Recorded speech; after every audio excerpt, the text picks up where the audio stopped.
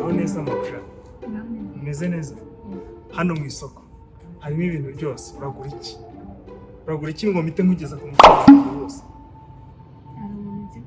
Hari umuntu uje kureba? Nta nubwo wagura agasaha. Niyingerega nayirya. Uje kureba. Bad boy. Nta kibazo uzatugurira. You are a bad boy. Ubu ntiwagura agashati. Reba agashati. Reba amashati meza. Kandi aranagukwiye. Reba neza ni size yawe. Nzagaruka guhaha.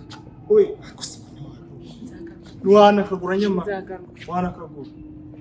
Mawuja. Amashakoshi ntabwo uri buyagura. Nta kintu ngura. Iyo ntiwayagura. Ntabwo ngura. Mawuja. Ijipo none zirakubereye. Ufite ikibazo. Neza. Nakubwiye ko nje kugura imyenda. Yamara nakomeza Nakubwiye ko ari umuntu nje kureba. Ndakwiyamye ntihongere no kugira ikintu mbaza.